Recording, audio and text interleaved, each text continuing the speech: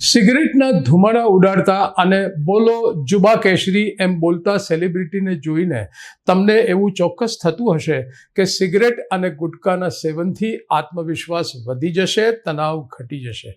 પણ હકીકતમાં બીડી, સિગરેટ, ગુટકા કે મસાલા એટલે તંબાકુના સેવનથી આત્મવિશ્વાસ વધતો નથી, તણાવ ઘટતો નથી, પણ એની લત લાગે છે. આ એક ભયાનક વ્યસન છે, માનસિક રોગ છે. તંબાકુમાં રહેલા નિકોટિનથી મગજના આનંદ અને સંતોષ આપતા રસાયણોનું સંતુલન બગડી જાય છે, જેને કારણે કૃત્રિમ આનંદ મેળવવા માટે એની લત લાગે છે. અને એ જો ન લો તો બેચેની થાય છે, ગભરામણ થાય છે, ગુસ્સો આવે છે અને ધ્યાન ચોંટતું નથી. મર્દાનગી ફૂંકવામાં અને થૂંકવામાં નથી, પરંતુ તંબાકુના વ્યસન પર વિજય મેળવવા માટે છે. સારા સમાચાર એ છે કે આ વ્યસનનો ઈલાજ શક્ય છે.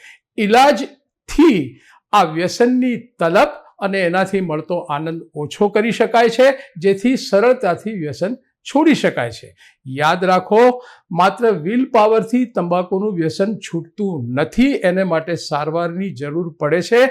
મદદ માગો, જીવન બદલો અને સે નો ટુ ટોબેકો.